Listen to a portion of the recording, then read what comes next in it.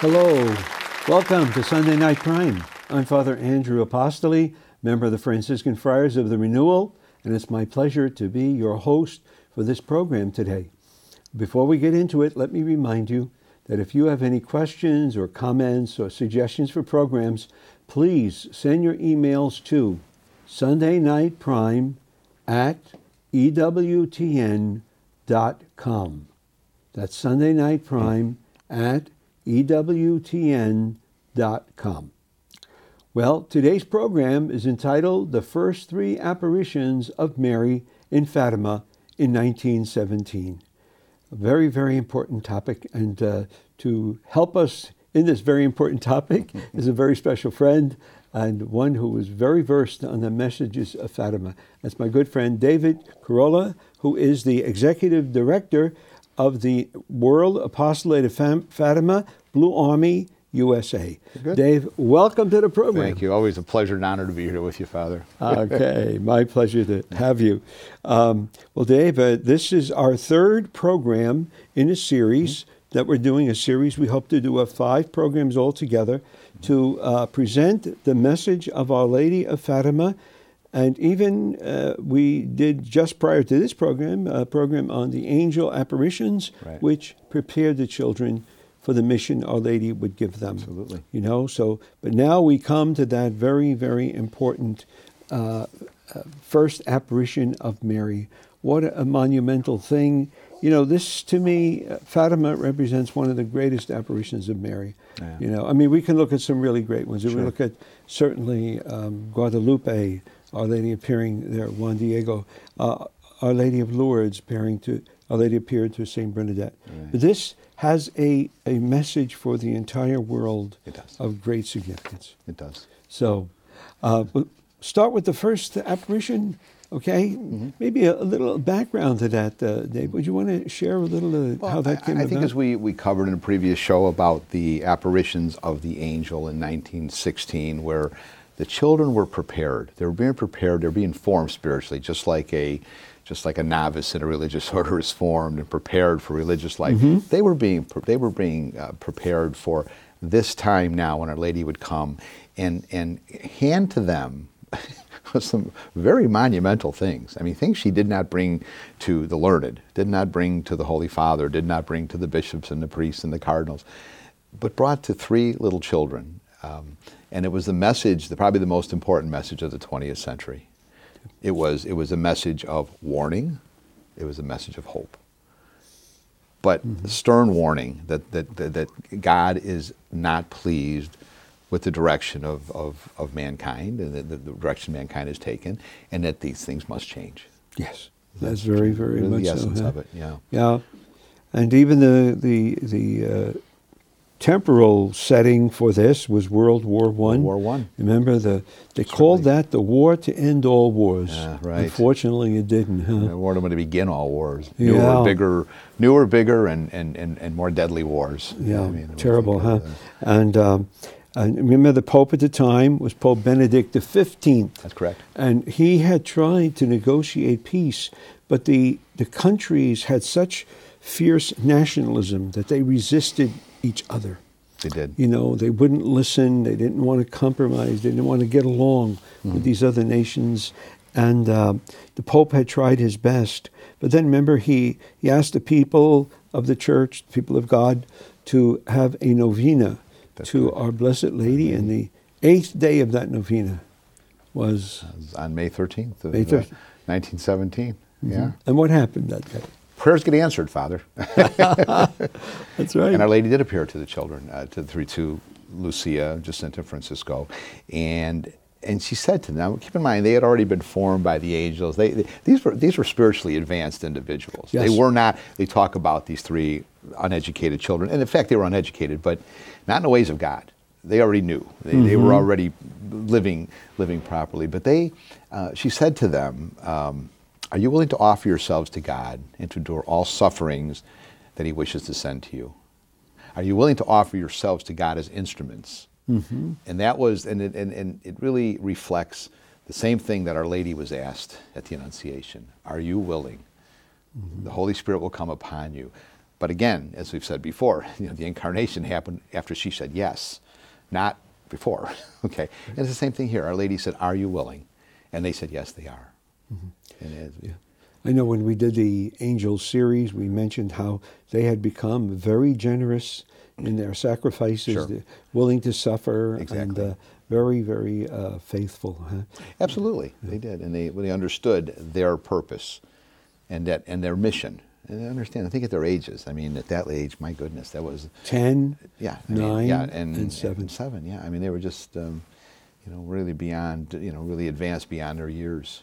Sure. But, But they understood. I mean, they were given the understanding, I think, is what we have to look at. I mean, certainly they were willing, they accepted it, but there is the willingness on the part of the created, which goes back to the beginning of time. I mean, the free will. I mean, free will plays into everything we do, as we well know.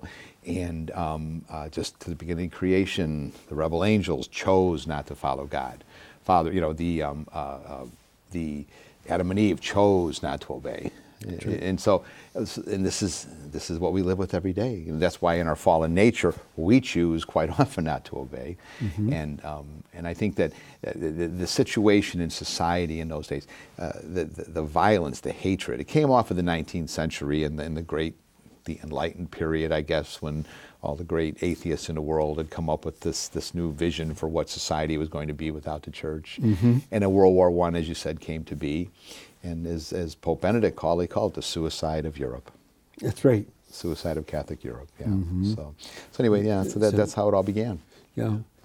And isn't it beautiful that Our Lady listened? He had tried, that Pope Benedict the 15th, he had tried to negotiate peace, but people weren't listening to him. No. He said, we have to turn to the only one who can help us. That's right. And that was Mary. By the way, it's interesting, Dave, that the day of May 13th was, although that year it was a Sunday, so it was not celebrated as a feast, but the feast that day was Our Lady of the Blessed Sacrament. Oh, okay. So bringing together Mary and the Eucharist. Sure. And that's what it is. I mean, every time Our Lady has appeared, I mean, she has, it's with her Son. I mean, and the Eucharist is our Lord living on with us after the crucifixion and the resurrection, and that I think it goes to show you how the reparation that the children were asked to begin making and to teach us to make is always Eucharistically centered. Truly is. That's right. And that's our focal point as Catholics. I mean, I attended the Eucharistic Congress in the Philippines in January, last January, and it was they're beautiful events because because you see your commonality in the Eucharist. It is it's our identity. It's right. It's what gives us life. I mean, it's truly our life. Well, I think it wasn't Vatican II that came up with the expression, and I know Pope John Paul the Great popularized it. The Eucharist is the source and the summit of the Christian life. Sure. Sure. And so very, very important. And I know the children. It always amazes me when Lucia, when she saw the Blessed Mother, what do you want of me? Yeah, right. And then she asked about going to heaven. Well, yes. That's a nice thing little children would ask about. Am I going to go to heaven? Right. Because remember when they asked Our Lady where she was from, and she said heaven. From heaven, right. And then so they said, well, we go to heaven. And Our Lady said yes. So that reassured them. That's certainly for sure. But that reassurance was necessary in light of what they were going to be receiving. Oh, absolutely. Because they knew the consequences. They were being taught the consequences That's if they right. didn't already know it. That's right. And but as you said, that question Mary asked, will you accept the sufferings that God will send you for peace in the world and the conversion of sinners? See, from the angel, they had already learned to be very zealous in praying for the conversion of sinners. Exactly. Yeah, and it ended. Remember, Our Lady also requested, the one thing she requested in all 6 of her apparitions, pray the rosary. Pray the rosary. Every day. Absolutely. Very important. We've got to do that. And to obtain peace in the end of the war. And remember, at the end, when Our Lady opened her hands, remember the children were in that light, and they felt compelled to offer a beautiful prayer. They did. They did. It's a very, and they were never taught the prayer. That's right. You have to understand that it was infused into them, and that was the prayer: Most Holy Trinity, Father, Son, and Holy Spirit, I adore thee profoundly, and I offer thee the most precious body, blood, soul, and divinity of Jesus Christ, present in all the tabernacles of the world, in reparation, right? Yeah. You know, for the outrageous sacrilege and indifference, which he has offended. So, but they were just that was an inner impulse. That wasn't something they were taught a prayer to receive. No, but, this one, that they wanted to adore God in the most blessed sacrament, and so. You know, that was a very important thing for them to come to, you know. And it's a beautiful prayer. I say it a lot myself, you know. Well, it is. It is, because it does, and it does show you, you know, again, how universal the church is in all of the tabernacles of the world. I mean, this is our church. This is the fabric of our society, of our world. I say our society, but of our world. Yeah, spirituality. That's right. Sure. That's right. And then Our Lady went back to heaven, but she had already, you know, given the message, and the children had said yes. That's okay. right. Let's go on to the second apparition, which, remember, the only other thing that Our Lady would ask in all except the last apparition was come back next month. Remember that? So, after May 13th, then June 13th. Right. Yes. And you know, of course, in Portugal, June 13th is a big feast day. It's Feast of St. Anthony. Of course. Yes. And they don't call him St. Anthony of Padua. They call him St. Anthony of Lisbon. Because he was born there, you know. Yeah. My Italian relatives may not agree with that, but that's the facts of life over there. Right. I know the Italians and the Portuguese. Yeah. They finally, I think, came to some kind of agreement. They did. They sent some of the relics of St. Anthony to Portugal. Actually, his birthplace is a beautiful stop. We've stopped it. His birthplace in Lisbon is a beautiful stop. I remember when we went there. Yes, that's right. Yeah. And there were a little group of people. Word was spreading. But you know, that cost, remember, Lucia, a bit of suffering because remember that the parents of Francisco and Jacinta believed their children when they said it. In fact, the father of Francisco said, if my son said he saw a beautiful lady in the cova, he saw a beautiful lady in the cova. He said, my son never lied. As he said, my Francisco never lies. He didn't say that about Jacinta, mind you. No, but he did say that about Francisco. He said, my Francisco never lies. Yeah. Isn't that interesting? It's cute. But poor Lucia, her mother, did not believe it. And it's almost like the family turned against her. They thought she was making this whole thing up for you know, a kid's little idea and so on. And it cost her a lot of suffering. Well, their family lands were damaged and devastated, truly, by the crowds that started coming after this. And that's right. So sure, it caused a lot of economic problem. And I don't think Lucia's mother never truly believed. No, not even to the end. Even to the end. She even revealed that in the book she did in the Pathway Under the Gaze of Mary, the book which we published in English, the Portuguese version done by the Sisters of Coimbra, of course. She says there that one of the heavy parts of her heart her entire life was that her mother never truly embraced it. Never truly believed, she said, she felt. Yeah. And she was so close to her mom. She was, yes. You know, there was a small crowd of people gathered. Even though it was the big feast of St. Anthony, they were celebrating, and St. Anthony of Lisbon, as they were celebrating. That's right, but about 50 people showed up. And well, the parish church there is the Church of St. Anthony. That's right. That's right. That's right. And then remember, Our Lady appeared, and again, Lucia. First question, will I go to heaven? Huh? She asked again, will I go to heaven? That's right. That's right. She wanted to find out about going to heaven, and she wanted to go right away. Remember that? But it's interesting how she said that Jacinta and Francisco would go to heaven soon, but she would be there a while longer. That's right. Be there to make Mary known in love, Mary Lady known in love, and to develop devotion to her Immaculate Heart. A little while ended up being 88 years. So it was a long time, and there was a little, just for a while. Makes you think about eternity, obviously. Yeah, but yes. Well, she carried out her mission very well, and you know, but she did. Remember, she got all upset when she heard that Francisco and Jacinta were going right away. She said to Our Lady, "You're going to leave me here alone?" And Our Lady said, "No, my Immaculate Heart will be your refuge. I will be with you always." Absolutely. Okay. Well, on that note, Dave, we're going to have to take a little break. Okay. We'll be right back. We've got so many beautiful things to share about these apparitions of Our Lady.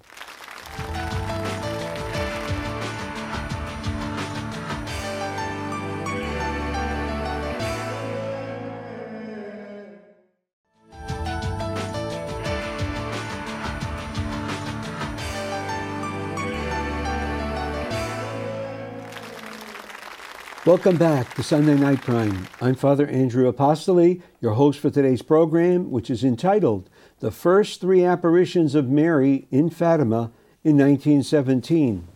And our very special guest to help us understand this message more deeply is my good friend David Carollo, who is the Executive Director of the World Apostolate of Fatima, USA, Blue Army. There you go. Okay. You, Father. Yeah, Dave, we have to go back and, a couple of things to check on with that first apparition, because when we ended in the last segment, we were already into the second apparition. But two things, the idea of purgatory came up, didn't it? That's correct. And they asked about two people that had died, or several people that had died. One was Maria Nevis, I believe was her name, and Our Lady said, yes, she is already in heaven. And then they asked about a young girl named Amelia. And Our Lady said something that shocked them. She said, Amelia will be in purgatory until the end of time. Whoa, that was shocking. It was a girl of perhaps 17, 18, I don't know the exact age, something like 18 that. 18 to 20, something like that, yeah. And it's interesting because purgatory, it throws a whole, people have said, well, Fatima's not about praying for the souls in purgatory, it's about praying for the living to convert. Well, to me, it's part of the same fabric. And I've had this conversation with a very dear friend of both of ours, with Susan Tassoni, the purgatory lady, is, Yes. I'm giving you a plug, but very dear friend of ours. And she and I did a radio show together not too long ago. We discussed that, how it is all tied in together. I mean, we have to pray for the holy souls. We pray for the conversion of sinners. We pray for people before and after their death. It's all the same. Sure. We have to do that. But to say that Amelia, is she still in purgatory today? Well, we don't know, but my belief is many people prayed for her after hearing that, and my guess is she had probably merited purgatory till the end of time. But the mercy of God comes through prayer, and that's why we have to always pray for the souls in purgatory. I mean, it's very important, as we do have to pray for the conversion of sinners. But I misspoke on something before. I have to correct myself, mea culpa, when we spoke about the prayer that the children learn by impulse. I recited the prayer of the angel. It's actually, Most Holy Trinity, I adore you. My God, I love you in the most blessed sacrament. Right. That was the prayer that they were not taught, but just by impulse began reciting. That's right. So that's a beautiful little prayer. I say that a lot. It is very brief. And again, the Eucharist.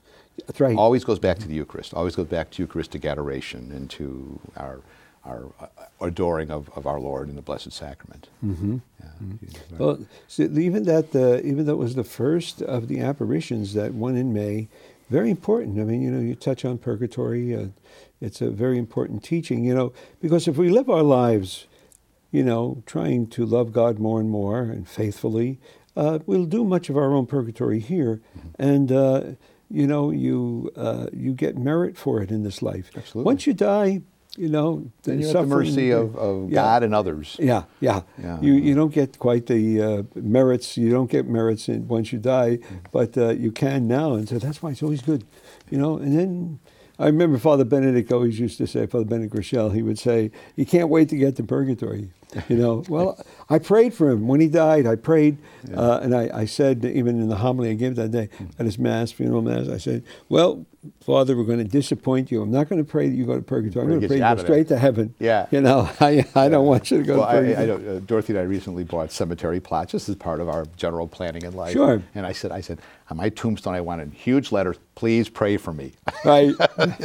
When people go in that place and say a prayer for me. Well, he used to say that, Father Benedict used to say that, don't assume I'm in heaven. Oh, no. He says, please pray for me, because sometimes, he doesn't need my prayer. They don't pray. Well, and that happens, and I think I've even heard it said that many times priests particularly end up without a lot of people praying for them. For some reason, people assume that they're so wonderful, holy people, they've gone right to heaven. Yeah. Well, we hope, but I think we have to be realistic about anybody. We're all part of this fallen nature, and we all have And priests have a lot to answer for. Sure, you're also obviously to the level of your responsibility, most certainly. And so, St. Francis said that. He says, don't judge a priest. He said, because Jesus has reserved the judgment of priests for himself. Yeah, absolutely. Yeah, that kind of makes you... make sure I'm doing the best I can. Certainly, there should be a greater glory at the end, but yes, absolutely. There's there's a lot to do. Sure, you have a responsibility to so many people. Well, you know, they got back to that question again, didn't they, about whether they're going to go to heaven soon. Now, they already knew they're going to heaven in the first apparition. Now, Lucia said, are we going to go soon? and we said that. Our Lady said, yes. Well, Jacinta and Francisco did die within the next 2-3 years. They were both gone. Jacinta and Francisco, 19 and 1920, Jacinta died. And it was interesting that the holy little lives that they lived. I mean, you know, so here's Sister Lucia. She goes on to different convents. She went to the Dorotheans and went on to the Carmelites. And you will learn to read and write. So here's Sister Lucia. She has this vision of what her life is going to be, learning to be educated, to perhaps being with academics and discussing and helping to determine the Fatima message or define it. That wasn't what it was. No. The bishop wanted her in a cloistered environment. And it's interesting because when she went to the Dorotheans, they didn't even know who she was. Well, the superior did, but the other girls in there didn't know who she was. That was by the request of the bishop. Some figured it out in time, obviously, who she is. She was the Seer of Fatima, but she just blended in there. But she was always waiting for that moment that she would go on to her greater education and bust out as the person who would, you know, promote the Fatima message to the world. That's right. But it was revealed to her later, I think, by our Lord Himself, that no, the hierarchy will take care of that. You need to live this holy life in a cloister, or at least in solitude. Yeah. And I think that was difficult for her. Sure. I think if you read her later memoirs and all that, it was not what she saw for her life, but yet she fulfilled God's will by doing it. Sure. Yeah. She must have had a tremendous zeal to want to spread that message. Absolutely. You know, absolutely. Mary gave it to her and entrusted it to her. Sure. Devotion to her Immaculate Heart, you know. And she saw frustration for many years because during those years, she didn't see it happening. She saw World War II. She saw all these terrible things occur that they had been told could, you know. And I think that was difficult for her. Yeah. And I think I read somewhere where in the late 40s when she got permission to go to the Carmelites, I believe it was in the late 40s. I can't remember what year she went, I'm not sure. And she went at peace because John Hefford had begun the Blue Army. John Hefford, our founder, had met with her. Yeah. That was one of the things he did when he founded the organization. He got an audience with her, and he presented a pledge that she helped develop it, actually. And she felt that his plan for the promotion of the Fatima message, which came in 1947, he and Monsignor Harold Colgan came up with this plan for a blue army of prayer to counter, at that time, then the red army of atheistic communism after the Cold War had begun. World War II had ended. Yeah. These terrible things had happened, but there was still a solution, and she acknowledged that. We could still turn it around. And that's where our organization came into being in 1947. That's really great. Sure. And you know, when they had a vision of Our Lady, her heart was encircled by a crown of thorns, you know. Yes. And these were the sins of humanity, and they needed reparation. Absolute reparation, and that was that has been the whole part of the message of Fatima from the time of the angel, when he first taught the children the prayers. Reparation, reparation, reparation. That's what it's all about. Yeah. When and it makes sense. Again, they're saying that God forgives, but nature doesn't. Or God forgets, but nature doesn't. Okay, and that's a fact. We still have to repair things. Okay, you know. That's right. I mean, if I go in and I tear up this sheet of paper, which is yours, I can apologize for doing it, and you can forgive me, but the paper's still torn.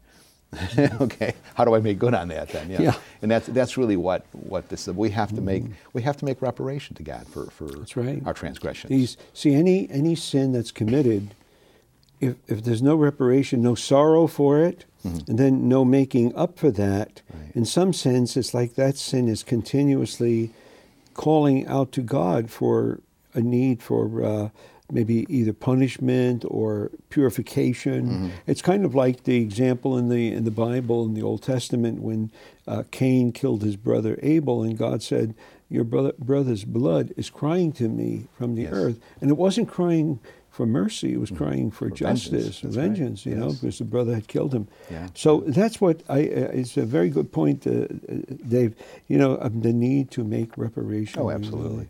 Yeah, and that's, I think, so essential. Yes. like you said, to the Fatima message. Oh, it is. You know? It's the essence of it. Remember, she made her request again, come back next month. Yes. And, of course, that all-important one where she said, tell the people about praying the rosary every day. Pray the rosary. Every apparition, pray the rosary, pray the rosary, pray the rosary. Every day, too, yeah. And then she came, because then this was the first two apparitions, obviously, of Our Lady. But it's that third apparition where the meat of the Fatima message truly sits. Okay, I mean, that was really where, these were all preparatory, the 3 apparitions of the angel, the 2 apparitions of Our Lady. Now she really got into very serious things coming in the July apparition. Yeah, let's go into that. Well, and of course, the July apparition, and if you look at the story, Sister Lucia was she wasn't going to go that day. She was so discouraged, and she was so troubled that she had said to herself she wasn't going to go to the Kovan that day. Well, obviously the devil was working hard to keep her away, because this was going to be probably the most monumental of all of the events really at Fatima, and Our Lady did appear, and she did at that point promise them a miracle, because she had asked for some proof for the people, because people were calling them liars, calling them nuts, the parents, everything, and that's when she promised, I believe, them then the miracle, which would take place in October. Yeah. And she, she wanted them to understand the gravity, but she was motherly, but she wasn't as, they said she was more serious on that day. Yeah. Okay. Almost like a sadness. Like a sad mother that day. Yeah. And then she opened up the earth and showed them the vision of hell. Okay. Which, is probably the most dramatic part of the whole thing. Oh, absolutely. Because she was showing them the consequences of sin. Okay. But she didn't show it to them with the idea that there's no hope. If there was no hope, they would, God would never have allowed it. Why? Why would it matter if there's no hope? The idea was, you have seen where poor sinners go. Will you offer your lives in prayer and pray for the conversion of sinners? That's what it comes down to, and that's what made that such a dramatic day. They were given, and they had to have the promise that they were going to go to heaven before they could see that. Yeah. Okay. That's what consoled them as they saw that terrible vision. They even said later they would have died of fright if they had not already been told that they would not be there. They explained hell, but who can explain hell? You can't truly explain it, because I think not only did they see it, but they also were able to feel the desperation of hell as part of what they saw. And I think that's what really put everything in perspective, made it very sobering for them. Yeah. They understood. Yeah. And so that's why we have to be doing our part of reparation, intercession, so that souls are not lost in hell, and that peace may come to the world. Because consequences, actions have consequences, Father, and that's the reality. And that goes way back, and the Church has taught that even not just even in the Old Testament. That's always been. Actions have consequences. Sure. And so we have to. There's no other way to look at it. We can't, like you say, it's not negotiable at the day of judgment. Say, well, look, Lord, if you do this, let me go.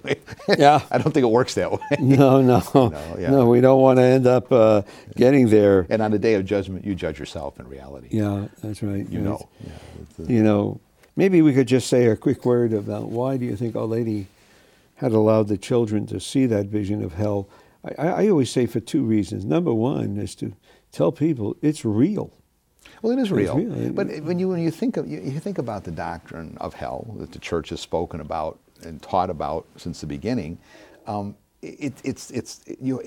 people who, we talk about heaven and the beauty of heaven and those who accept and want to be with God, what they have. Well, you have to look at what the opposite would be for those who just don't want it. And in reality, you don't want it. No one has ever been condemned that didn't ask for it, that didn't choose to be, to have it happen. May have been tricked into it, may have been a lot of things, but the reality is there's choice. Free will. God honors free will to the nth degree. Yeah. And I think that's why, and again, actions do have consequences, and we have to work through our lives to be as holy as we can. Not to be fanatics, not to be, life could still be pleasurable. But to have enough caution that you want to make sure you don't end up there. Yeah, and to work for others. And to work for others to keep them. That's right. Dave, we're going to take a little break now because we're coming to the end of this segment, but we'll be right back, and we've got some very important things. The third apparition of Our Lady, the one in July, is, I think, as far as the message, the most important one of them all. So we'll be right back.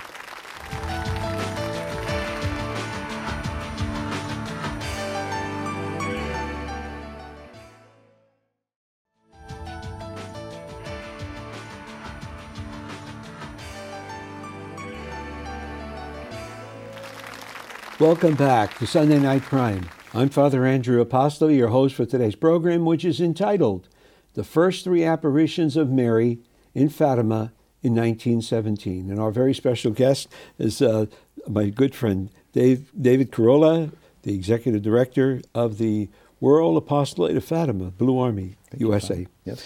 Dave, it's wonderful, important to talk about these things. Mm-hmm. You know, one of the things we should go back to, just as the third apparition of Mary began, before she even got into the first secret, part of the secret, which was that vision of hell, she had asked the children, sacrifice yourself for sinners. And then she taught them a little prayer that's so important, and you can say it any time. Oh, Jesus, this is for love of you, for the conversion of sinners, and in reparation for the sins committed against the Immaculate Heart of Mary. Exactly. That's the sacrifice prayer. You know, we talked in our series on the angels, how the angel taught them to make sacrifices. Yes, that's right. Yeah, and that's so important. So, Jesus, this is for love of you. That's the first reason why we make them. Mm-hmm. Then for the conversion of sinners, and then to make reparation for the offenses against Mary's Immaculate Heart. Remember, we said that in the second apparition, the children saw the heart of Mary surrounded by that crown of thorns. Right. You know? Exactly. Yeah. So very important. Then we got into that the very apparition of hell. I mean, the vision of hell. Mm-hmm. You know, and I think when we ended, we were saying that. Two reasons why you could see why Our Lady would allow the little children to see it was, first of all, to tell us it's real. Yeah. And, you know, that's important because if you read the diary of St. Faustina, you know, when she went to hell, as she was leaving with her guardian angel, she turned around and she said, I looked at the souls in hell and I realized that most of them were people who didn't believe hell existed. Yeah. That's why little Jacinta used to say over and over again, she said, I wish everybody would have seen that vision of hell. She said, then nobody go there. Nobody, that's right. Yeah, you had that quote on Padre Pio. Padre Pio said, somebody said, Padre Pio, I don't believe in hell. He said, you'll believe it when you get there. I forget who that was too. That a little too late. Yeah, you'll believe it when you get there. Yeah, in fact, very late. Yeah. So that's why Our Lady had said, after that vision of hell, she said, you've seen hell where poor sinners go. To save them, God wishes to establish in the world devotion to my Immaculate Heart. If what I say to you is done, many souls will be saved and there will be peace. Reality is, Father, there is no gray area in eternity. You know that. You'll That's wear a right. gray habit, I realize, but you won't be able to wear gray in eternity. No. You'll be pure white. But the reality is, there is no gray. There is yes and no. There's good and bad. I accept. I deny. There is the light and the darkness. The light and the dark. Yeah, so it almost stands to reason that it's hard. People want to say, well, this whole thing of hell, we don't like to talk about it. Well, we don't want to dwell on it. We don't have to. No. But the reality is, it is nothing more than the opposite of good, the opposite of God, the opposite of our true end would be something that would be pretty tragic. I mean, you have to, just by logic sense, you would say that. So, and we practice charity. Charity is the fundamental thing in our work of prayer for the conversion of sinners, for ourselves, obviously, too. But so you're going to live in charity in the next life, either in charity or lack of it, one or the other. That defines who we are. It defines what we have to do. We have to live in that and have charity for we're part of one community of people. I am responsible for what you do. You are for me, whether or not you're directly able to, but you do share. If I do something wrong, something in the cosmos, goes wrong, okay? Right. And it's going to affect everybody to a greater or lesser degree. Yeah. And so I think that's what we have to for our own sake, for the sake of society, for all of humanity, we have to care about what others do. Mm-hmm. Truly. Yeah. It's kind of, someone once gave the example, you take a rock and you're in a big lake and it's very calm and still, and you throw that rock in the water, that entire body of water will feel something, the ripple of it. Exactly. Yeah, and that's the way we are. We affect one another. No, that's right. That's right. You know. Well, Our Lady was telling us what we have to deal with. But now we come to the second part of the secret. Maybe we should explain to the people, Dave, that the July apparition, is probably the most important apparition of all of Our Lady's apparitions, as far as the message. I believe that. Because she gave a whole, this is all one apparition, but to deal with it, people have divided it into 3 parts. Right. See, they're not 3 secrets. They're one secret with 3 parts. One secret with 3 parts. The first part dealt with the vision of hell and the need to pray that sinners not be lost. The second part, now we're coming to, deals with the war that was going on. Remember, World War I being fought, and Mary talks about that. The Pope had asked for prayers for Mary to come and bring peace. So this war will end soon. But if my requests are not heeded, another greater war will break out. That's right. Look what happened. Yeah, I mean, and then of course, she gave some details of it. Of course, the sign in the sky and all of that. It happened. Okay, Russia. Okay, if my requests are heeded, Russia will be converted. But if not, Russia will spread her errors. Russia spread her errors. Not Russia, not the Russian people per se, but communism, and not even communism, say atheistic communism. That's the we have to qualify it. It's atheistic communism that was behind it. The need to destroy the faith, their zeal for hate, their hatred, their doctrine of hatred. That's what spread its errors throughout the world and to this country. And what is it today? It's secularism. That's the byproduct of that. That's right. Communism. I mean, so you don't have the same drab look of communism from those days of the 50s, 60s, 70s, 80s, 90s, even to a point. But what you have now is the alluring part. Now it's hard to turn people away from the secularism, which is at the core of it. Yeah. Okay, because what you're talking about now is something that's appealing to people. Right. As opposed to depriving them of material things. Yeah. So that's what makes it a dangerous time. It's hard to. It's easy to look at the communists and say you don't want to live like that. See, atheistic secularism is really the form of communism we have here in America. Oh, sure. The West and people don't recognize that. They can't see it for what it is. There was a woman at the Synod on the Family. She was from Romania. She was a doctor. And she had an interesting distinction. She said, now she lived under communism in Romania. She said, we no longer have the classical form of communism, which was, we send in troops, we overthrow the government, we set up a communist government, and everybody's forced to be part of that government. Okay, and they would persecute religion and so on. She said, we don't have that anymore. She said, what we have today, she called it cultural communism, which is to undermine the cultures, especially of Judeo-Christian cultures in like North America and Western Europe, to attack all the values. And Pope John Paul warned us about that. Sure he did.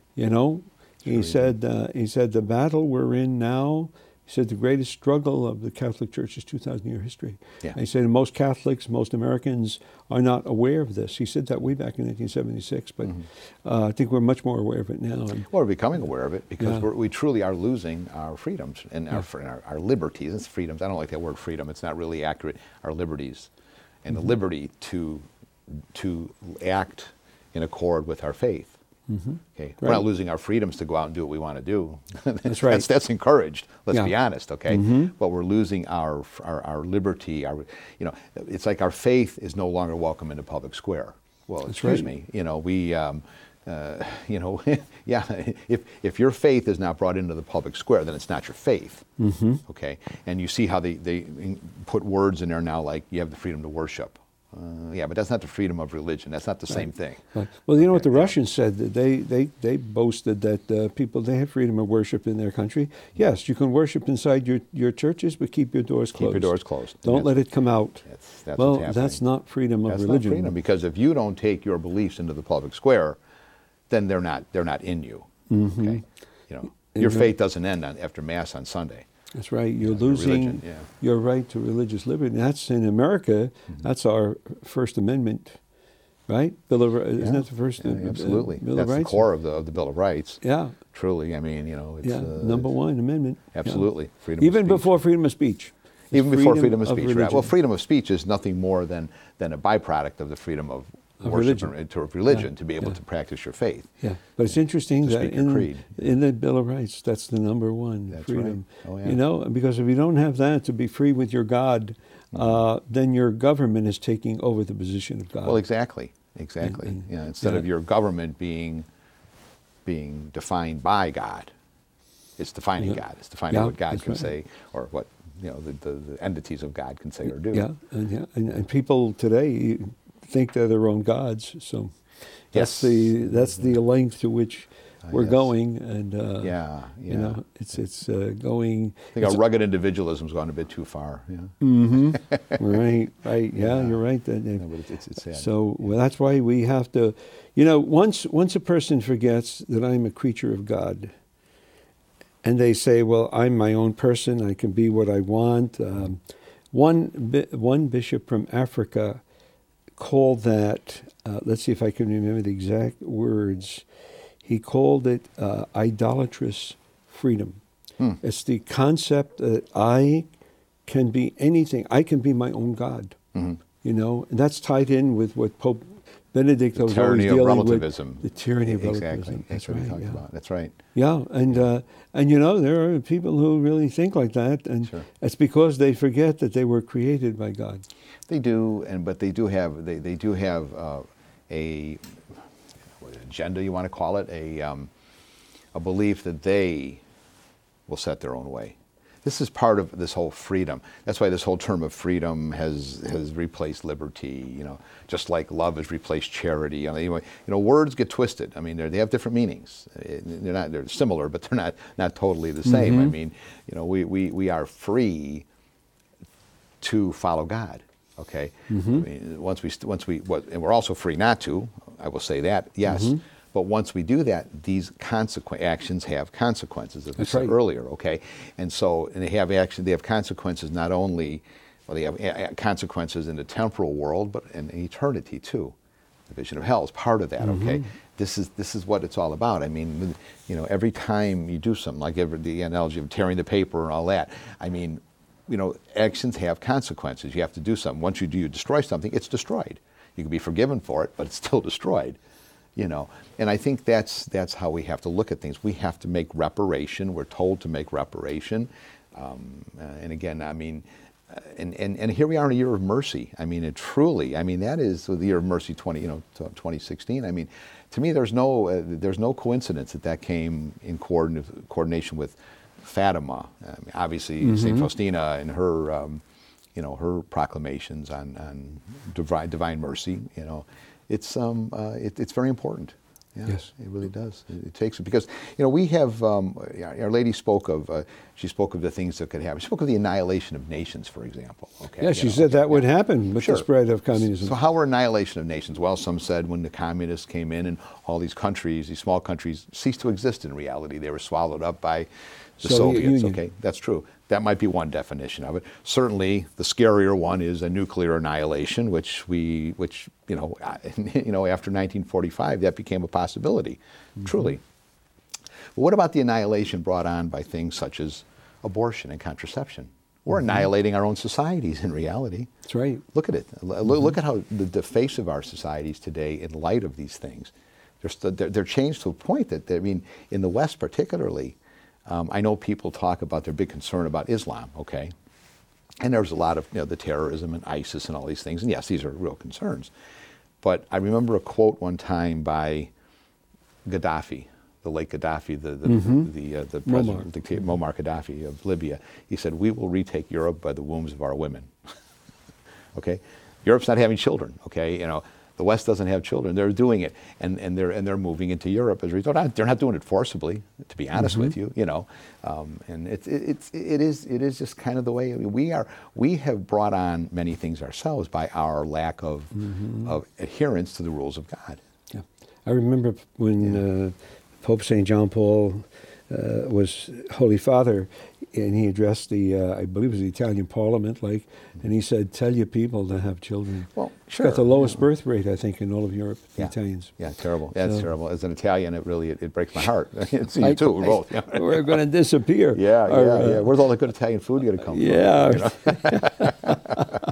Yeah, that's very good. Yeah, that's very true. See how selfish. But you can see how important it is. Now, under communism, communist Russia exported abortion. Yes. They exported genderism. They used to have genderism. I was reading a report on this. They used to have genderism, which meant you could choose your own gender and all that. Under Lenin.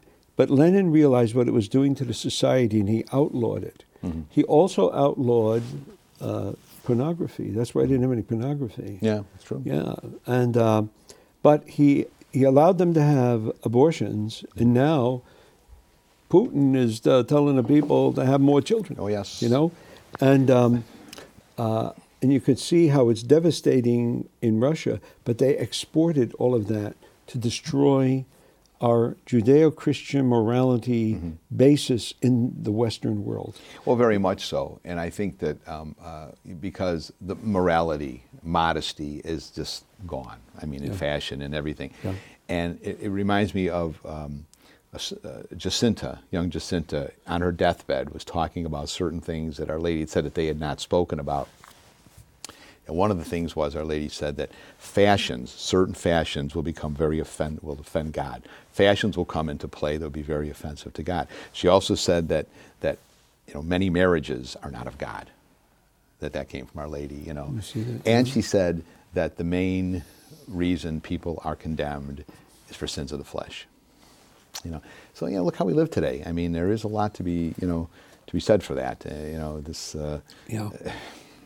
it all came really from the July apparition. That was truly the focal point. I mean, certainly all of the apparitions of Fatima, the three of the angel, these three, and of course the next, the miracle of the sun. All of these things we'll discuss later. Those are monumental and very important.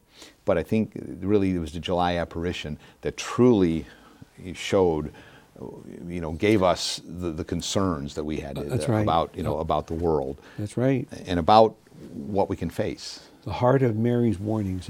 The heart of Mary's warnings, absolutely. Yeah, it's right there, Absolutely. And she said nations will be annihilated and there'll be wars. We had Korea, we had Vietnam, sure, we've had wars Cuba, and she spoke about the church will suffer much. And you see that with this rising secularism, well, Dave, we're unfortunately coming to the end of this segment of the program, the end of the program. Yeah. So we're going to have to be go to our prayer. But what we'll do in our next program, as we tape our next program, we'll start with the third secret. Great. Which is the one that's a lot of... the big one. That's the big one. The big one. And we'll move on to the air, to the great miracle of the sun. Beautiful. Okay, that'll be our next program. Sure. So, but did you want to give the email? I would. A little information about the apostolate, of course. Yeah. We hope that if we have our beautiful shrine in Western New Jersey, in Washington, New Jersey. Our website is bluearmy.com. You can get information. We're located about 50 miles west of New York City. We have embarked on we're in the process now of the Fatima Centennial Tour for Peace with the International Pilgrim Virgin Statue, which will be visiting 100 dioceses in 100 weeks over the two. It started in 2016 through 2017. Of course, we publish our magazine, Soul Magazine. We have since 1950, and we even have some guest writers, guys like Father Andrew Apostoli in here. So Father's a regular. He's always got an article in there. We did publish the English version of A Pathway Under the Gaze of Mary, which we do sell. You can get through our website. Yes. And this is the biography of Sister Lucia, written by the sisters in Coimbra, who she lived with for so many years. Yeah. And we were granted the English rights. And so I think this is beautiful because this shows how Sister Lucia lived the Fatima message. Good. For those 88 years after the apparitions. Yeah. Again, we're a nationwide apostolate. Our telephone number is 908-689-1700. 908-689-1700. And if we can help you, we go on our website. Please join us. And what else can I say, Father? It's always wonderful to Yeah. be with you on these shows. And remind the people, say your rosary every Please day. That pray was the the rosary one every day. message of Our Lady in It's all the our weapon. apparitions. Padre Pio Yeah. called it the weapon, and That's right. he was right. Let's say this little prayer that spontaneously the children said after the first apparition of Mary. We close with this prayer. O most Holy Trinity, I adore you. My God, my God, I love you in the most blessed sacrament. And may Almighty God bless all of you in the name of the Father, and of the Son, and of the Holy Spirit. Amen. Well, now we come to that part in the program now where we make our appeal. Again, getting this important message of Our Lady out to a world that needs to hear it again if they're going to go in the right direction. And so please help make that possible by supporting EWTN with your prayers and your generous donations as far as you can.